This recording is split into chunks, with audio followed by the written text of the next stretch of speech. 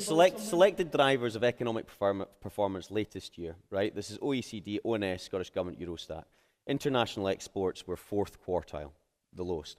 Business investment, 4th quartile. Innovation active firms, 3rd quartile. Percentage of our workforce educated to at least degree level were in the 1st quartile. So that tells me that we're educating our people to a pretty high standard, but for some godforsaken reason, we're not managing to manifest that self into business investment and opportunities and retaining our talent. It's not necessarily disagreeing with what you're saying about your views and curriculum for excellence, but we're still producing a very talented workforce. What I don't understand is, why have we not had the consolidation, the coherence around our further career opportunities beyond that? Because we are producing the talent. Why are they not staying? So as somebody who went to an English university and doesn't talk about it very much, but came back, I did come back, people do come back. The point I think that Geoff makes is absolutely the right point. So when it comes to economic growth, when it comes to business growth, you actually need to go back to the data. And what the data tells us is that we do have the talent and the skills. One of the first announcements I made in the new job was money for basically startups. I went round all of these startups that had chosen to be headquartered here in Scotland, asked them why, and they said it was access to talent and skills. That's anecdotal, but it backs up what you're saying, Geoff, in terms of the data. The 2 points that I would make is that first, we have an aversion to risk and an aversion to failure, and the countries which have the highest number of startups that go on to succeed are those that have failed multiple times along the route and are actually okay with it. I think that's the first thing. And secondly, it's about the Withers report, and it's about refocusing our education system on the skills of the future, which are actually now the present. So I talked about the 3,000 jobs that might come out of the redesign of the Port of Aberdein. 3,000 jobs. And we need the University of the Highlands and Islands to be ready to ensure there's a pipeline of 3,000 people.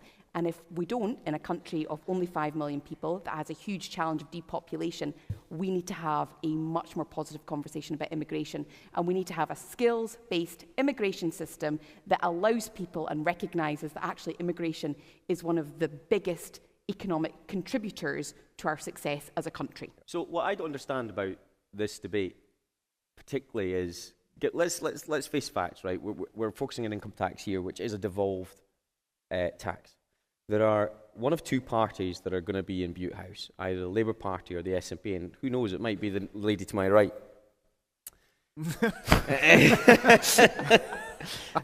Who knows after 2026? And there's one kind of stat that really bothers me about all of this, is that I know there's vagrancies in terms of national insurance and all the rest of it, but if you're earning between £45,500 and £50,000, you face a marginal tax rate of 50%. For every additional pound earned for people currently paid between these limits, 50p is taken in tax. For every pound, 50p is taken in tax. Now, these aren't your super high earners with yachts. These are police constables. These are experienced nurses. Now, I was in the SNP and we dined out in 2007, between 2007 and 2014, on the aspirational vote. These type of voters that wanted to get on in life. Yeah. I'm assuming the type of voters that Michael Mara's going after in 26 as well. And yet, to Andy's point, none of us are speaking bold on this measure of taxation in terms of its ability to almost adversely impact aspiration. I think you're absolutely right about big parts of that, Geoff. The issue, I think, two things. We focus on the top rate of tax, and there's a lot of discussion about that, but the amount of money raised by fiscal drag and the number of people being pulled into higher tax rates by freezing the thresholds dwarfs the amount of money that might be raised by that. So you're absolutely right. It's those people between £40,000 and £50,000 that are actually paying the difference. Those are the people that are being hit. Now, people who are earning £28,500 are paying more tax in Scotland, but the people who are getting the biggest tax rises are those people who are in that bracket. It's a real problem. Your point, though, Andy, about the what that conversation now, you might say the Labour Party is not a natural party of cutting tax, and I think that's fair. But the level of demand in our public services and the need for reform and change in our public services is so high. The idea that we could countenance significant tax cuts now, when we're seeing an NHS that is on its knees, is just beyond the pale. You would have to be able to convince, I think, a huge portion of the electorate that you could drive really significant levels of growth through that tax cut. And I just don't think the evidence is there to say it around those kind of marginal rates. So that is the challenge. On the long run, if we can get growth back in the economy, if we can get our public services moving again, I do think the tax burden is too high for working people. But for too long, wages have been suppressed. That's why we're talking about the New Deal for working people, which is about raising wages for people in work. And that's how we actually deliver a better outcome for people. Okay, I'll pick up two different issues if I can. The first is economic inactivity is too high. There are too many people in the country of working age who are not currently working and contributing for lots of reasons. Some of these folk, I'm afraid, are stuck on NHS waiting lists, waiting for operations. Some of them are on welfare long term. We need to do more to encourage that cohort back into the workplace. On immigration, Keir Starmer said in a debate last week, he said, you know, the UK's had a very liberal immigration policy, and that's actually true. You look at the numbers, since Brexit, the numbers of people coming into the UK, the net inflow has doubled since Brexit. So lots of people are coming into the UK. Not enough of them are coming to Scotland.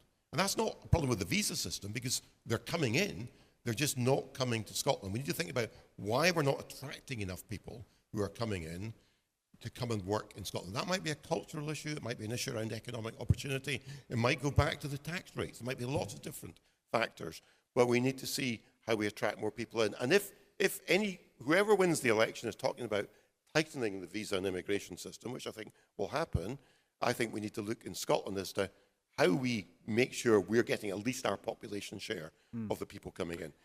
I mean, Scotland's biggest short-term problem is economic growth, right? And I think that everybody breathed a bit of a sigh of relief at the incoming Swinney-Forbes era, because I think that it was a high-level smoke signal that there was a bit of a stabilisation and an agreement that economic growth was actually important, which was in question before that, so that's fine.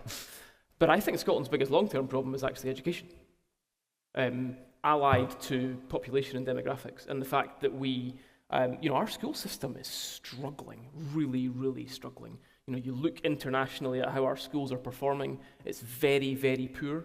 We are creating large numbers of very mediocre academically achieving children. We have a bit of an allergy in schools, especially in state schools, a bit of an allergy to excellence now, to be honest. I mean, the curriculum for excellence is as big a misnomer, I'm afraid, as what you'll see. And I think it's a very, very significant long-term problem, which is boring, right? But actually, you know, if we fix that, if we try and reintroduce a bit more excellence into the system, we will solve a lot of problems in 10, 20, 30 years' time. But the other thing, I'm afraid, is tuition fees. I mentioned at the start, right, nothing's free and neither is education. But we, you know... Willie's leaving, he's running. Everybody in this room, everybody who works in a big organisation will know, everybody will know somebody who's gone to an English university because they can't get into a Scottish one. This is real. This happens, and these people don't come back. And if they don't get the place that's available according to the quota for their course, as I say, they'll go elsewhere. But one of the oddest things is, even if you want to keep a kind of quote-unquote free system, we're not even allowing Scottish kids to pay. We're locking them out, even if they wanted to pay to stay here and go to a Scottish university. So talk about brain drain. You know, we're kind of creating it ourselves. And I know that a policy like free tuition, quote unquote, sounds wonderful and everybody wants it. But in practice, we have to be grown up enough to say, is this actually working? Or do we need to look again at this system? Okay. I want us to see an accelerated transition off oil and gas to renewables, of course I do, but not at the risk of thousands of jobs, and most importantly, the R&D and the green technology that they are developing, because it is fantastic. And I would urge any of you on this couch, anytime you want to meet one of our supply chain companies, they will tell you exactly the same story time and time again. We are getting paid from our subcontracts with Equinor, Total, BP, Shell. That's funding us. And hey, look at this side factory that we're building for green hydrogen. Look at this side factory we're doing for high-value components for carbon capture, for offshore wind. It is so exciting. The place should be going like a fair. Scotland should be going like a bloody fair right now. And it isn't, because people are turning around their shoulders and going, these guys are trying to tax us out of existence. So yes, I don't think the presumption against oil and gas is coherent. I do not think giving Murdo, the oil and gas industry, 4 fiscal tax regimes in 2 years to invest in is a particularly coherent or helpful. I don't think Labour Party's position on no more oil and gas, but hey, we're going to need oil and gas for decades to come, but no more oil and gas. If you're an investor, you're going, bugger off. What does that mean to me? It's nonsense. It's nonsense. And Willie, I don't know what you've said in it, but I'm pretty sure I'm agreeing with you. But my point is this, guys. The critical mass is there, and it is ready to go, and it wants clarity. It wants an industrial strategy. And if I can just make one final point very briefly. There's Sandy Begbie here and a lot of financial services institutions in our audience just now. Not only do we have the ingredients to deliver energy transition, we have the ingredients to finance energy transition. And what a story we could tell our electorate if we could be the actual global leaders of not just delivering, but financing a green industrialization of our country. Please, please try and reach some consensus on this point. Thank you so much for watching. Press subscribe and you'll get all the best videos offering insight on Scottish politics delivered straight to your feed. Press subscribe and stick around. And if you'd like to hear our conversations in full, open up your podcast app and search for Holyrood Sources.